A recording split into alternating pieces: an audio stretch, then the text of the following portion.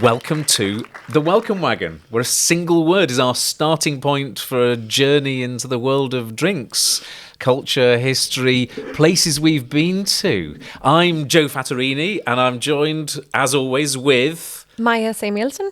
And we are the presenters of Drinking with Joe and Maya on the television. And this is where we get to go and talk about the stuff that we can't talk about on television, isn't it? We like to talk. We do like to talk. So today's word is we needed a podcast. We did, because we've tried some quite old things on the way around. And today our word is old. Old vines, old bottles. I've got some that you can smell. And not just wine. We've got some spirits and things as well. The podcast is brought to you, as always, by Riedel, our sponsor, the glassware manufacturer and atelier of glass. I think that's fair to say. These are gorgeous, aren't they? I've got my big one that I'm going to have up later. Because it doesn't matter whether your wine is fresh from the last vintage or it's been around for a few years. The perfect glass makes all the difference. I think that's fair to say. You know these glasses very well. Yes, I work with them a lot. So you see them a lot. Right, let's kick off. I'm going to ask you a question. What's the oldest drink you've ever had? I actually had the opportunity to try some bottles of champagne that they found on the bottom of the ocean from a ship once. No. And it was not because they wanted me to try it. They wanted my dad to try it. And then he saved a little bit to me and my brother just for us to be able to say in the future that we tried it, which I can do now in this podcast. So that was sea-aged wine. Yes, it was. And we don't know exactly when it's from, but it's sometimes in the 1800s. So 1800s, so sometime in the 1800s. Yeah. That really is a sort of long time ago. Because I got to try in South Africa. It was a 1791 Van de Constance, which was extraordinary. And it wasn't so much... Everybody always says, well, what does it taste like? I mean, do you remember what the champagne tasted like? It was... I was a little bit smaller. Probably shouldn't say exactly how old I was. But I remember it still tasted like wine. It didn't have any bubbles left, the one we tried. But I know my dad that is always telling me this story. And he said that I think they opened like 5 bottles and 2 of them were still alive. And some of them have leaked in seawater, so...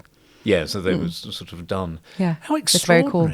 It's an amazing thing because you get that sense of tasting history. I know when I had this wine in South Africa, we sort of worked it out. So 1791 was the year Mozart died, which kind of gave a sense of historical perspective. It was that long ago that Mozart died. But also they knew when we tried it. Everybody said, oh, what does it taste like? And it was kind of, that doesn't really matter, actually. I know that Napoleon drank the same vintage of the same wine. Oh, that's very cool. Napoleon and I drank the same wine. I mean, actually, it tasted delicious. It was extraordinary. But I think that's because it was quite alcoholic. Yes. And it was very sweet and very acidic. Yeah, I think we should mention today during the podcast how you are supposed to age your wine, if you want to age your wine, and what components the wine should have. Well, I tend to put Sauvignon Blanc under the stairs, and I'm hoping it'll be fantastic in 10 years' time. Mm-hmm. Am I doing the right thing, Maya? We will see. Well, let's start with that, because wine is a good place to start. I am actually going to open a very old bottle of wine, which is older than you, for you, and it has a sort of weird history as well. And I've got some old brandy, but why don't we start with that? Because people, they always say, well, if I just keep it, will it get better? And it's one of those answers which is, it depends. It depends. It does depend. Come on, give us an insight. You are Sweden's leading wine educator, I say. Thank you very much. No, but I think you always need to think about why you should age a wine. Because you can always... Wine is such a cool project because you can actually save a wine just for 1 to 2 years, and it's not going to change that much.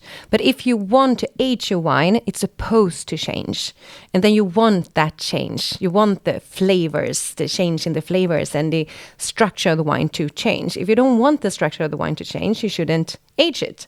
So if we take like a normal Sauvignon Blanc, which is not maybe from Bordeaux, who has not been on oak and aging, and then normally you want it to taste more fresh. You want it to taste the fresh lime. You want it to taste the grassiness that you can find in Sauvignon Blanc, and then you shouldn't age it because that's the profile you want of the wine.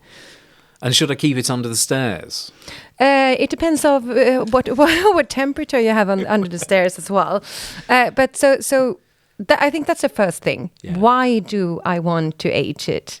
Because then we have some of these wines that can be extraordinary if we actually age it, and we can get aromas and flavors like mushrooms and forest floors and things that we don't find in a young wine. And those kind of wine, that's maybe the ones. Because yes, you see that evolution, and people talk about, isn't it, primary, secondary, and tertiary characteristics. And the primary characteristics are those they're quite delicate, but things like flowers, very fresh fruits, green, crunchy characteristics, and they're very immediate. It's the thing that you cut open an apple. It's very. Then you move into the sort of more secondary characteristics, which is, am I right, that tends to be stuff you do to the wine. So that's oak. Exactly, that's wine making. Wine making. So maybe if you have batonnage with the yeast, you can get some yeast flavors as well. And oak, as you mentioned, you can get some oxidation as well if you put some air through the wine. But that's also the next step. Because they also help for the tertiary characteristics, which is leathers, tobacco, mushrooms, earthiness. I get one very often because I went to a church school where you sniff. It's the smell of very old oak pews. It's like sort of varnished oak, but it's very old, and you get it in really old wines. Yeah, very often. But yeah, it's that sort of thing. It's raisins sometimes in pudding wines. It can be a bit like that. Yeah, can't exactly. It? Nuttiness. Exactly. But you can also work with aging in wine to mellow the wine in some ways. Like if you have a lot of tannins in the wine, the stringency is very high, you can actually age the wine to make that a little bit softer. I think we should try something that's really old. Yes, please. It is quite old. It's 50 years old. And I'm going to, so it's not quite as old as me, and I'm going to decant it. We have, this is quite a simple decanter, really, isn't it? It's a carafe decanter rather than, you can get really swanky decanters. Yeah, you can have decanters in many different ways today. But this is actually, I think, a good one for very old wines, because you should be careful with very old wines to give it too much oxygen and too much air, because it actually can die in the carafe. Well, this one could die, because I'm going to hold this up. So this is a 1975 Moldovan Cabernet Sauvignon. From Moldavia. From Moldova. That was made, this was much prized by the Politburo in the Kremlin. Oh, wow. And so this was the sort of thing that Brezhnev and people were drinking in the Soviet Union. And I've been to this winery. It's from the world's second largest wine cellar, which is it's something like 20 kilometers long. We can also look at the bottle here, but this is going to be so cool to try. But you can look in the neck. Oh, yes. So we have a little bit, you can see that some of the wine probably already have disappeared. It depends on how much they fill the bottle, but we will guess that it was a little bit more wine from the beginning, which could be a sign that the wine is going to be a little bit too old. We will see. We will see. We're not holding out much hope but for this. It's always also, I think, especially for wine nerds like us, I think we sometimes can drink older wine than it's supposed to be, because you're so interested in the flavors changing. So sometimes, even if it is a little bit too old, you can still think it's quite good. No, that's me anyways. It's got the world's shortest, you can sort of see, it's this tiny, very elderly cork, which has all come out in one sort of piece. So what I'm going to do is very, very delicately, now there are two reasons for decanting, aren't there? Because, this is an interesting colour. You want to take the wine off its sediment. Yes. And also let it stretch its legs a bit. Yes. You could give us an insight into the world of decanting. But why would we decant very elderly wine? So when you do with a very old wine, it's, as Joe said, mostly about getting the sediments away. And sediments come to old wine because the most of the sediments come from red wine. And the easy explanation is that the color of the wine fall off. Yeah. In time. And it's nothing dangerous. It's nothing faulty. This is just a beauty fault, you can say. But you don't want it in your mouth. So you try to separate the sediment from the wine. I'm just going to come around to pour you some. Oh, nice. So that's why you decant. But the other way to decant, or the other reason to decant wine is to actually give it air, which you normally want to most of the wine. It's just a very old wine that can be a little bit, the air could be a little bit dangerous to the wine. So I've poured this into a Riedel Veloce. Veloce. Veloce is a Cabernet Merlot glass, which is Cabernet and Merlot glasses tend to have sort of taller sides, aren't they? They're a tulip rather than a rose bowl, so they've got a sort of more tulipy shape because of the nature of the aromas, and it looks rather beautiful. It was better than I thought. It is much better. I was thinking this could be really vinegary and terrible. Yeah. But it does smell like old Cabernet Sauvignon. It does. I mean, it's dried blackcurrants now, not very fresh Ribena for British listeners. But you also have the leather, a lot of leather. It's like walking into a tack room. And it's also this, I don't know the word in English, so you need to help me, Joe. But you know the when you have on boats, the black thing you use when you have a pitch. Pitch. It's called pitch? Pitch. That's slightly tarry characteristic. Kära in Swedish. Yes. So what do you think? On the nose? I think on the nose is actually quite beautiful. You can feel, it would probably be better if you picked it for like 10 years ago, but still you can really feel the wine alive. It's not just too old. It's not, as you said, too vinegary. But it's a lot of bouquet in this wine. Mm. You know, it's not the most delicious tasting wine of all time. It's very light. It's only 11% alcohol. You don't get wines that are 11% alcohol very much. Particularly not today. A sort of prestigious glass of Cabernet Sauvignon that would only be 11%. But it's not unpleasant to drink. No, it isn't. You could serve that at a meal as a sort of interesting historical curio and a bit of an oddity over time. And there isn't a big... We're trying the same wine as... Was Brezhnev in charge? Write in. Tell us who was in charge of the Soviet Union in 1975. I'm trying to think of Brezhnev or Andropov. That was before my time. Before your time. But we are tasting a bit of history in that. Yeah, but that's so cool. I think that's one of the best things with wines, that you can actually open a bottle that was made. This was made many years before I was born. Someone made that wine in Moldavia, and then they put it in the cellar, and we had to wait. And then it got to you in some way, and it have been in your cellar, and we waited for this moment to open that wine. That's, I mean, this wine have been through so much. It's probably been in my assorted cellars for about 25 years. So about half its lifespan has been with me, waiting for some sort of appropriate moment. I've no idea what it says, because if you look, it's all Cyrillic on the top. Oh, yeah. The cellars themselves are extraordinary. How did you get this bottle? Where did you find it? You know, I bought it. I bought a case, a mixed case. So there were some of them going back into the 60s and some going into the mid-70s. So this is one of the... At the time, I think I drank all the older ones a while back, and this is one of the more sort of youthful bottles. And I just had a chance and thought I would go and buy it. It's an extraordinary place. You can run a half marathon, and they do, I think every year or once or twice, they've put on a half marathon in these cellars. And so you just go up and down endless cellars of wine, sort of. And then within there's also... And then afterwards you drink wine.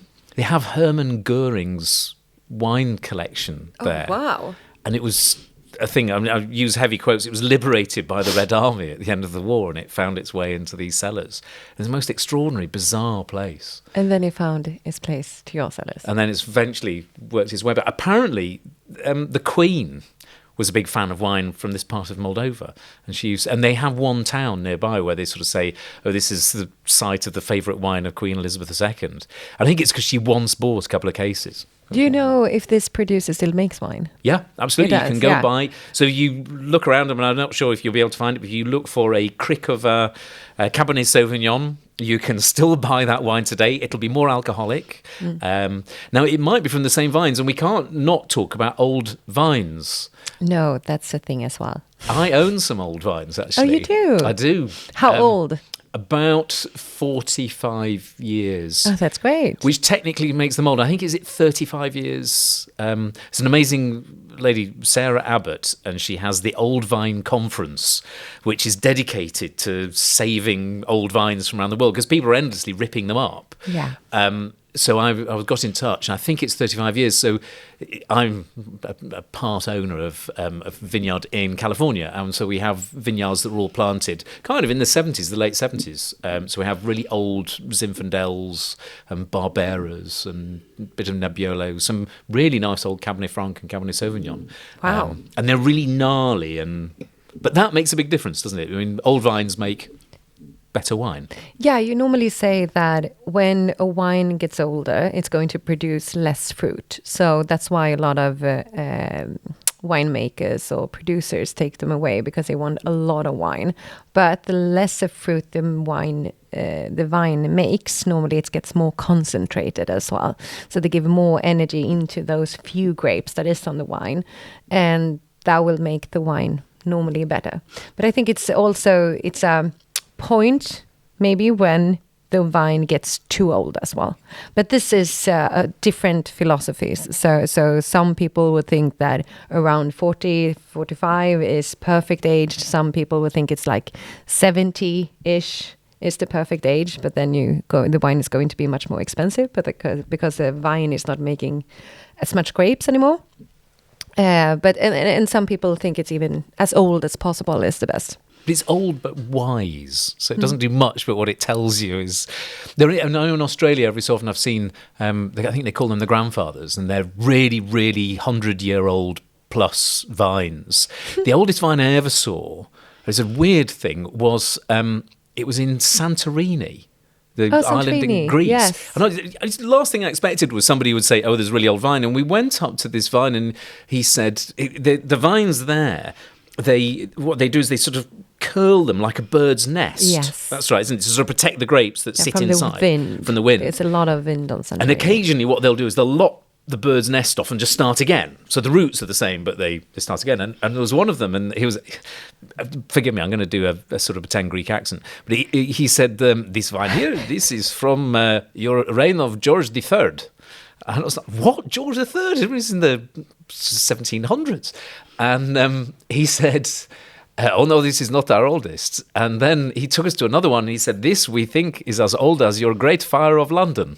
And that was 1666. Oh, wow. So there's a vine from 1666 that's still making wine today. And he said, oh, we have this extraordinary... So they can live for yonks. I mean, please find a cooler fruit or vegetable than grapes. Completely. Yeah. I mean, you make a wine of it and then you want it to last for 1 to 2 years at least. If you pick a tomato, you would never expect it to live that long. I mean, it's crazy. I think somebody once said that the world's oldest vine is somewhere in modern-day Slovenia on the side of a wall. And that's older even than that. I think that's sort of the 1500s or something that it dates back to. And somebody's kind of dated it and it's this incredibly ancient. And they do take... I think they make a really weird wine off it, but it's always made with a celebrity. So I think Brad Pitt made one year, or like the Dalai Lama or somebody. They go and choose global celebs to go make wines. So yeah, the vines, ours aren't that old. We're doing a lot of work in vineyards because we've taken on lots of other people's vineyards over time. And one of the big pieces of work is when they get old, you've got to sometimes get them back into shape, and they get out of shape. And so a lot of the work, and there's an amazing team of vine workers, and they're going and retraining the vines out. And I spent a lot of time with the guys, and they it's quite complicated. Yeah, and it takes more time, right? Yeah, and sometimes you just can't save one. You know, we're going to have to let that go, and we'll sort of replant it. And it has to be sad to be a winemaker and take care of like your children. The wines has to be like your children. Yeah. And they are like 70 years old, and then you can't save them. You just can't. Sort of. And there were a few, and they got, there's some of them sometimes get a viral disease or something. They just sort of can't go. No, it's not just wine. I also want to go and give you... But I also think we should look at the colour. Oh, should we look at the colour? Yes. So if you look at the colour of the wine, we're going to explain it for you who can't see it. But if you look at the rim of the wine, of aged wine, the color is going to change. So if it is a young wine, normally the color is red, blue, purplish. If it's a medium old wine, it's more red. And then the older the wine gets, it's going to be more orange or brick color in the rim.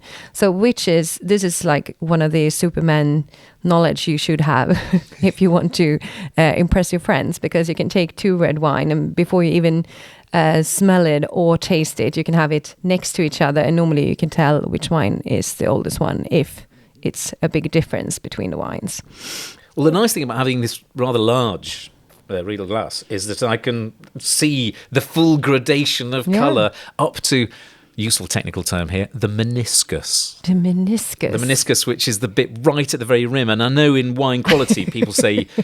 Now you have another word to impress your friends with. Meniscus. Really good wine, the colour will run right up to the meniscus, whereas you get a watery meniscus if it's not quite so good. So it runs right the way through, the very brickish, tawny, kind of vintage look to it. It is pretty. Yeah, it is. And wines normally work the same way. I normally compare them to apples.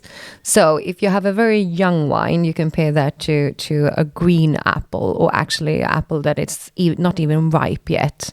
Both the color, if it's a white wine, but also the taste can be a little bit similar. So if it's a green apple that isn't ripe, it's going to be very high acidity, and normally younger wine has a high acidity.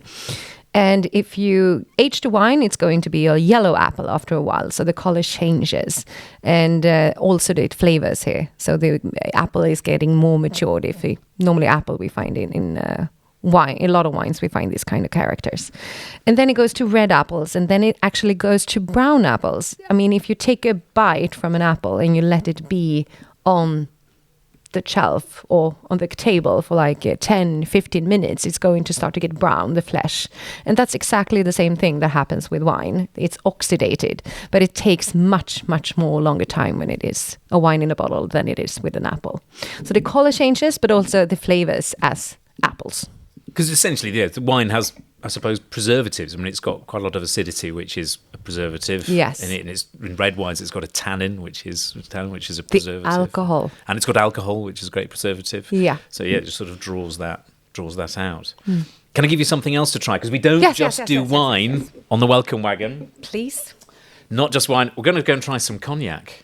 Oh, nice. And I've had this for a while. This is Hermitage Grand Champagne Cognac. And the man who put this together is an absolute legend. He goes and he finds really, really lovely old barrels that people have forgotten about in cognac and then blends them together. He's a sort of master blender and brings them out at an age. And this is Hermitage or Hermitage Grand Cognac, 45 years old. So still considerably older than you.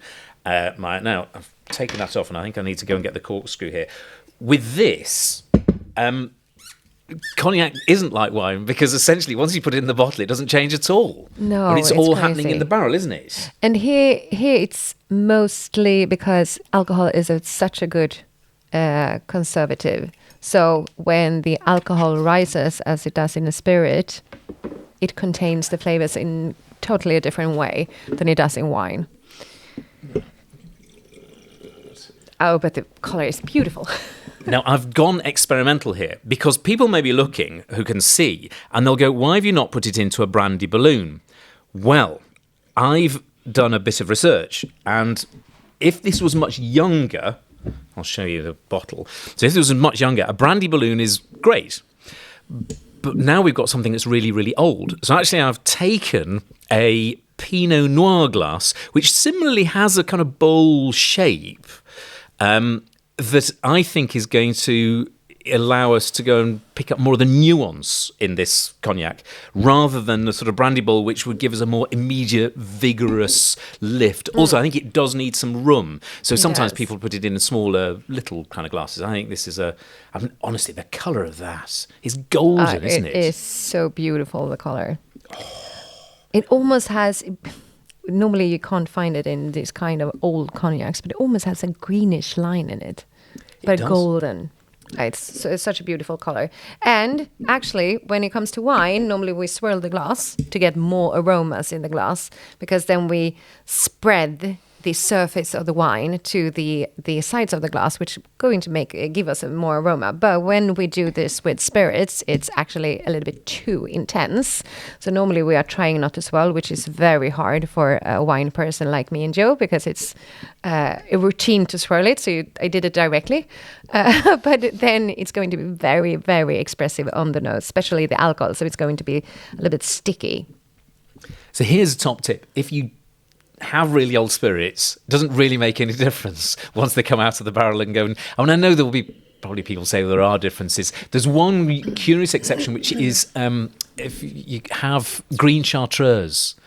And people collect old green chartreuse because that does change in the bottle. I had a 1940-something green chartreuse once, which was exceptional. That evolves. But I think there's lots of interesting botanicals in it that change. On old whiskey, brandy, Armagnac, it's how long it was in the barrel that matters, not how long it has been in the bottle. I think after that it just becomes very rare to go and buy it. My top tip for anybody who wants just a weird thing to go and collect, and I'd be interested because you know a lot about sparkling wine.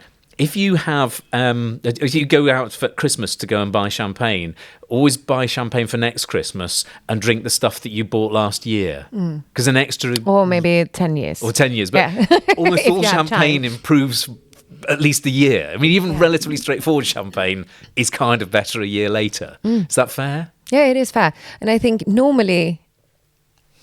almost every champagne you buy can be aged for 10 years, which is crazy, because here we have not just the acidity that we talked about is a good thing to have in a wine if you're going to age it, but we also have bubbles. So the bubbles will press out the oxygen from the bottle. So the champagne will age much, much slower than other still wines.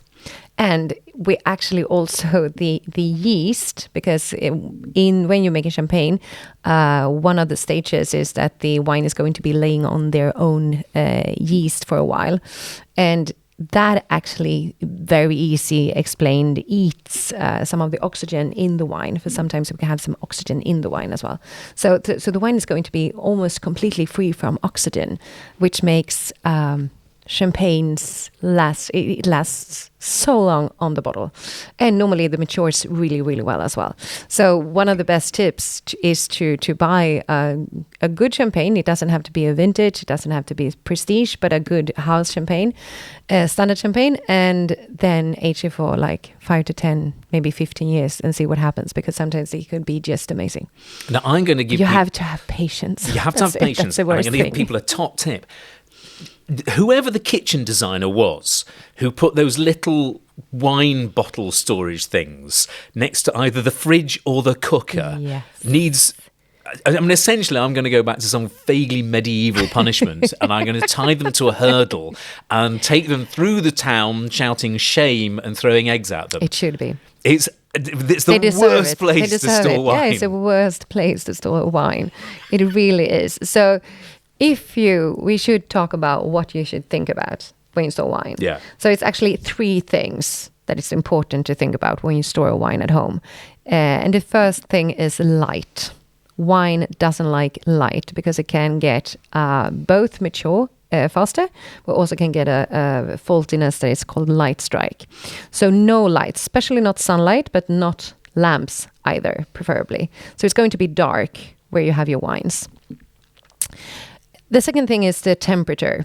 It's great if you have around 14 degrees, but if you don't have that like cold temperature at home, the important thing is to have a temperature that is steady and not vary that much. So close to the fridge or close to the oven or something is not a very good idea. So the best thing is just to have a temperature that is actually the same during the day, but also the same during the year, if it's possible. So it's not changing here. And this is because if you want to age wine longer than a year-ish. And the last thing is that it's going to be still. It's not as important as the other two, but it's not supposed to be vibrating. So if you have it on the fridge as well, it's going to be vibrating, which is not very good for wines. Can I tell you a weird thing? Yes, Christina, please. my wife and I, we used to live in a basement flat in central London.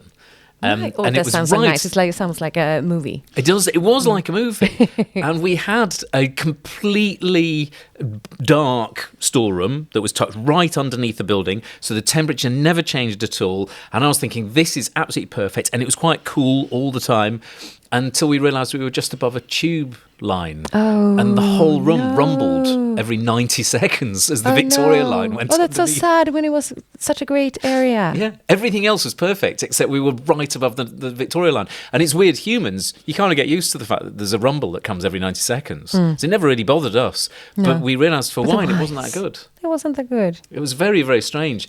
It was just near the sort of Chinese embassy. We think there were spies who lived upstairs because there were cameras everywhere. No way. Yeah, it was an odd place to live, and we had policemen who used to walk past every 3 minutes. So you sort of felt safe. I know this has nothing to do with wine, but it was a sort of an amusing aside of life in central London. So it was about 2 or 3 years we lived there. It was great fun.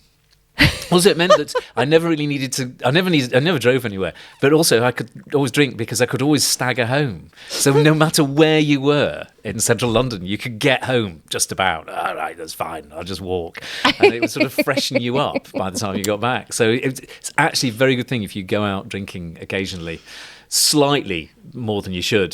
The ability to walk home from Le Beaujolais. Oh my goodness, that's a terrible place. That's old school sort of wine bar. I remember when we were there, I ended up chatting. I interviewed Hugh Johnson, great wine writer, and one of the things we talked about, he is the living person today who has drunk the oldest wine of any living person. Oh, wow. And he drank. How old was that? It was a German Stein wine from 1540. And there were a group of people, I think in the 60s. He was quite young at the time. I mean, he's getting on a bit now. And he'd been invited by a group of relatively old wine lovers and critics to try it. So all the rest of them have died since. And yeah, they opened this up. And he said it was still alive. It was still there. I mean, you know, a bit like the wine we've just had. Had faded a certain amount. I think he described it as something like, you know, sort of an old lady in her filigree dress. It was in the 60s when people used to talk like that. It's actually cool that it's actually still alive. Yeah. Because you should also think about that if you drink a wine that is like 300 years old. I had a wine that I remember much better than the other wine we talked about that I tried. We were visiting Paul Rocher for a couple of years ago, and they blinded us on a wine that was from the beginning of the 1900. And so it was 100 years old when we tried it. But you need to think about that they actually made that wine for 100 years ago as well. And if you make that kind of wine today, we know so much more. So it's probably going to last even longer today than it did with the technology and the information and the knowledge we had for 100 years ago. That's so true. And it is true. And I mean, I'm quite old myself. When I started in the wine trade, wines for aging often tasted disgusting when they were quite young. And that was sort of the point. Now, I think it is much truer that wines that will live a very long time taste quite nice when they're quite young. So we've learned the ability to go and make wines that actually you can drink throughout most of their lifetime across a period. But the trend is going maybe on the other direction, making more juicy drinkable wine, and the most of the producer try to make wines that are accessible right now when you buy it. Before we finish, can I bring up a bottle which we're not going to open? Yes. But I think that we should go and look at, which is a sort of thing it's sort of a gone wrong. So this is one of the wines that it's just from the shelf, I think, wasn't it? Yeah, we found it here. Tell us a bit about this. This is Lindemann's Bin 65 Chardonnay, a classic from Australia, that is essentially the colour of what I can only describe as a horse's urine. Yes, And this is actually, we use it to show the students what happens with wine when we age it. And this is probably going to be much too old now. So white wines, normally, if they were white from the beginning and not have that color, normally they should not be that colorful, because then it's probably going to be tasting more like an old apple. Well, given my age, I needed my very spectacles. old apple. 1994, that came out. Interestingly, and there's a bizarre story, which might probably mean more to people in the UK. It was a UK soap opera called EastEnders. And Lindemann 65 became incredibly popular because two of the characters drank a bottle of this in the 90s. And it shows you that was its real sort of peak. So, yeah, if anybody remembers, it was Tiffany and Grant, and they had a dinner party, and they served this wine, actually a bit later than 1994, and it exploded in the UK in popularity because people were going and drinking this wine. Now, not quite so fashionable, really. Lindemann's been 65. But, yeah, if it's looking like that, don't drink it. I often, and I'm sure you guess it. Oh, you should try it still. Try it and learn. But nothing is dangerous with drinking the wine. It's maybe just now it's going to taste as good. Well, I think this is a perfect one. What do you do if you have a really old bottle of wine in your house and you think, shall I go and try it? This is my tip, because I get asked this an awful lot, is yes, you should absolutely go and try it. And you should always have a reserve bottle for if it's terrible. You should always, even if it's not very old, you should always have a reserve bottle. Always have a reserve bottle. So it's always worth going and doing it. So if I have opened this Moldovan Cabernet Sauvignon once or twice, and there have been a few bottles which have been just magical, and we've just enjoyed it. Most of them have been somewhat ropey, so we've then had something else that was a nice bottle of wine. Do it as a part of a pourlay, that's Burgundian system, where you get together, let's say, half a dozen people, each one of you brings something that's really interesting. Some of them will be very old, some of them less old. There'll be a few absolute belters in there. There might be one or two complete disaster areas. Doesn't matter, you still get to drink 2 or 3 fabulous bottles of wine and you try some amazing history. Yeah, that's great. That's been lots of fun. Yeah. What could be better, actually, than a podcast where we get together and I get to... You can't, because you're having a baby, but I get to drink 45-year-old cognac. Back instead. Literally as my job. Beautiful. This is beautiful. It's a lot of caramelized notes. I think one tip to bring as well is that nowadays we see a lot of wines with a screw cork. And the screw cork doesn't let the oxygen in the same way. So it's a great way to close a bottle, to keep a bottle. But normally the wines with screw cork, it's not the wines that you should age. That is normally meant to be drinked younger. That's why they don't want the oxygen in, because it's not going to mature. So if you use, this is actually a cork, you make cork from this. So if you use a cork, that's more nowadays supposed to age. Not all the wines with cork, but if you want to age a wine, normally you use cork to get a little bit of oxygen inside the wine. Brilliant advice. I did once try one. It was a crown cap, like you get in a beer. Yeah. And it was a 1947 Eden Valley Riesling. And it had been made in a wine school. And I was in the Eden Valley, as it happens. They opened it up. And it was extraordinarily good. But then that's a crown cap rather than a screw cap. And so it was one of those bits. Interestingly, the screw cap, this is my wine trivia for the day, was invented by a man called Dan Rylands, who was from Barnsley in Yorkshire. And he was the man who invented the screw cap. Of course, he was from Yorkshire. It's got to be from Yorkshire. So one of the great, sort of innovations in wine was invented in I think it was the 19th century. It might have even been earlier. But yes, I think it was in the 1800s, the 19th century. It was invented by Dan Rylands from Barnsley. If you go to Barnsley, there are no vineyards. There's quite a lot of rhubarb, but it's devoid of vineyards. So incredibly, it comes from there. Well, let's thank our sponsor, Riedel. And I hope I've broken new ground in showing that the Pinot Noir Nebbiolo Veloce glass is perfect for very elderly, venerable We will cognac. see that Riedel changes the name of the glass, like Pinot and Cognac glasses. And here we have a lovely, delicate decanter with the most gorgeous colour of Romanian wine, which you can find. So if you want to go and find, it's not Moldovan wine, if you want to go and find it, Krikova Cabernet Sauvignon, it's still available today, but it's younger and fresher. Maya, This is actually opening up even more. it's opening up. We're going to go and quietly enjoy that. We'll see you again next time. Thank you for joining us on the Welcome Wagon. Cheers. Cheers.